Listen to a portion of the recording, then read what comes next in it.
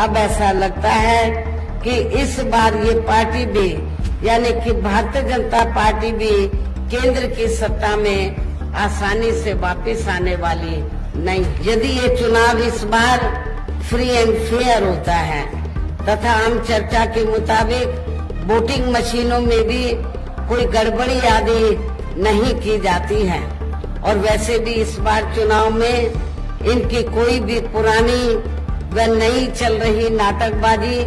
जुमलेबाजी व गारंटी आदि काम में आने वाली नहीं है। हरियाणा के लोकसभा चुनाव के रण में बहुजन समाजवादी पार्टी की सुप्रीमो मायावती ने आज करनाल में हुंकार भरी और भरे मंच से ये दावा कर दिया कि अब की बार केंद्र में भाजपा की मोदी सरकार नहीं आने वाली है। करनाल के सेक्टर 4 में आयोजित ये जनसभा बसपा प्रत्याशी इंद्रजीत के समर्थन में हुई, जिसमें बतौर मुख्य अतिथि शिरकत करने के लिए मायावती हेलीकॉप्टर में पहुंची, जहां उनके दीदार को बड़ी संख्या में समर्थक पहुंचे थे, जिन्होंने जय भीम के नारे लगाकर मायावती का स्वागत किया। रैली को संबोधित करते हुए मायावती ने कांग्रेस और भाजपा दोनों को खूब आड़े हाथों लिया। उन्होंने कहा कि एक तरफ जहां आजादी के बाद अधिकतर कांग्रेस का राज रहा, तो वहीं पिछले 10 सालों में भाजपा का शासनकाल रहा है, मगर इन दोनों सरकारों में ना ही दलित, ना ही आदिवासी और ना ही पिछड़े वर्ग को ध्यान में रखा गया। इतना ही नहीं, मायावती ने इस दौरान ईवीएम में छेड़छाड़ की आशंका भी जताई और ये भी कह दिया कि अब की बार भाजपा का कोई भी जुमला काम नहीं कर रहा है। बीजेपी व इनके अन्य सभी सहयोगी दलों के बारे में ये कहना चाहूंगी कि आजादी के बाद शुरू में केंद्र व देश के काफी राज्यों में भी ज्यादातर सत्ता यहाँ कांग्रेस पार्टी के ही हाथों में केंद्रित रही है, किंतु इनकी अधिकांश मामलों में रही गलत नीतियों एवं गलत कार्य प्रणाली आदि की वजह से ही फिर इस पार्टी को केंद्र व काफी राज्यों की भी सत्ता से बाहर होना पड़ा है तथा यही स्थिति इनकी सहयोगी पार्टियों की भी बनी रही है, जिसके कारण ही फिर पिछले कुछ वर्षों से भारतीय जनता पार्टी व इनके सहयोगी दल केंद्र एवं काफी राज्यों की भी सत्ता में काबिज हो गए हैं, लेकिन इनकी भी ज्यादातर रही जातिवादी, पूंजीवादी, संकीर्ण, सांप्रदायिक व द्वेषपूर्ण नीतियों एवं कार्य प्रणाली आदि से तथा इनकी कथनी व करनी में भी काफी अंतर होने की वजह से अब ऐसा लगता है कि इस बार ये पार्टी भी यानी कि भारतीय जनता पार्टी भी केंद्र की सत्ता में आसानी से वापस आने वाली नहीं है, बशर्ते यदि ये चुनाव इस बार फ्री एंड फेयर होता है तथा आम चर्चा के मुताबिक वोटिंग मशीनों में भी कोई गड़बड़ी आदि नहीं की जाती है और वैसे भी इस बार चुनाव में इनकी कोई भी पुरानी व नई चल रही नाटकबाजी, जुमलेबाजी व गारंटी आदि काम में आने वाली नहीं है, क्योंकि अब देश की जनता काफी हद तक इस बात को समझ चुकी है कि इनकी पार्टी ने अब तक देश के विशेषकर गरीबों, कमजोर तबकों, मध्यम वर्गीय एवं अन्य मेहनतकश लोगों को जो इन्हें अच्छे दिन दिखाने के असंख्य प्रलोभन भरे वायदे किए हैं तथा अनेकों हवाई व कागजी गारंटी आदि भी दी है,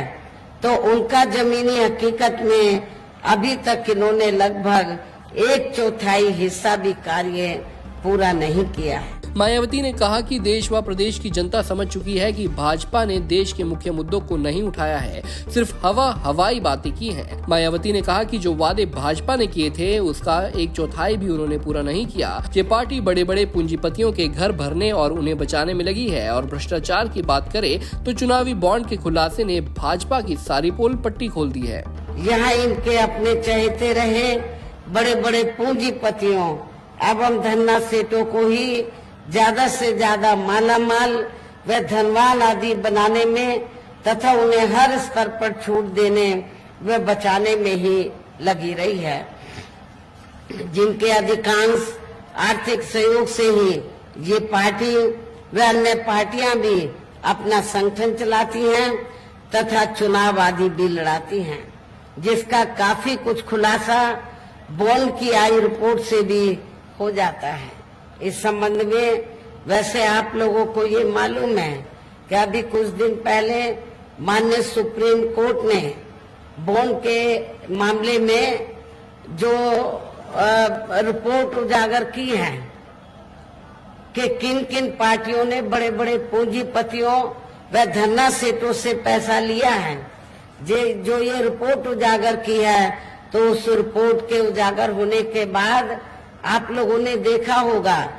कि जितनी भी पार्टियां हैं तो सभी पार्टियों ने तो बॉन्ड के जरिए तो बड़े बड़े पूंजीपतियों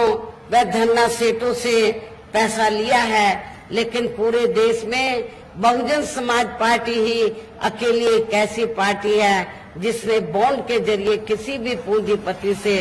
पैसा नहीं लिया है। करनाल की जनसभा से मायावती ने भाजपा की मोदी सरकार पर केंद्र की जांच एजेंसियों का दुरुपयोग करने का आरोप लगाया। उन्होंने कहा कि भाजपा ने भी कांग्रेस की तरह जांच एजेंसियों को कठपुतली बनाकर रख दिया है, जो कि हमारे देश के लोकतंत्र और संविधान के लिए ठीक नहीं है। अब ऐसा लगता है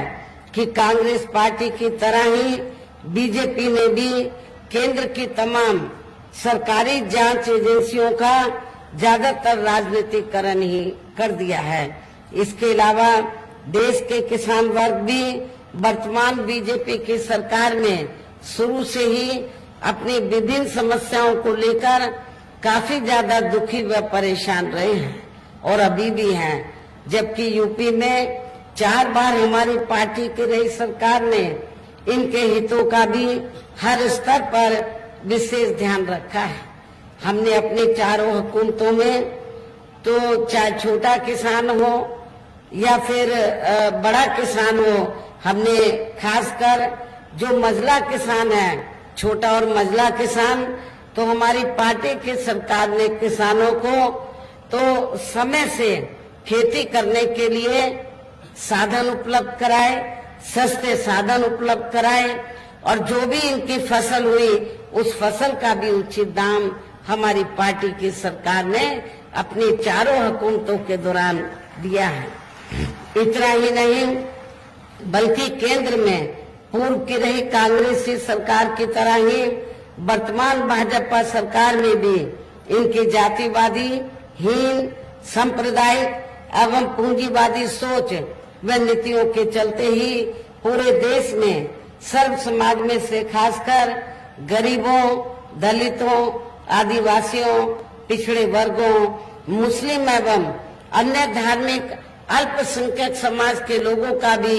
पूर्ण रूप से विकास व उत्थान आदि नहीं हो सका है। मायावती ने अपने संबोधन में भाजपा सरकार पर दलित, गरीब, SC/ST वर्ग की नौकरियों का कोटा आज तक नहीं भरने का आरोप लगाया। उन्होंने कहा कि अल्पसंख्यक वर्ग के लोगों की हालत भी ठीक नहीं है। वहीं देश की गरीब जनता महंगाई और बेरोजगारी की दर में हो रही लगातार बढ़ोतरी से परेशान है। इसलिए बसपा को आने वाले समय में भाजपा और कांग्रेस दोनों को सत्ता में आने से रोकना है। करनाल से bureau report, Punjab Kesari TV.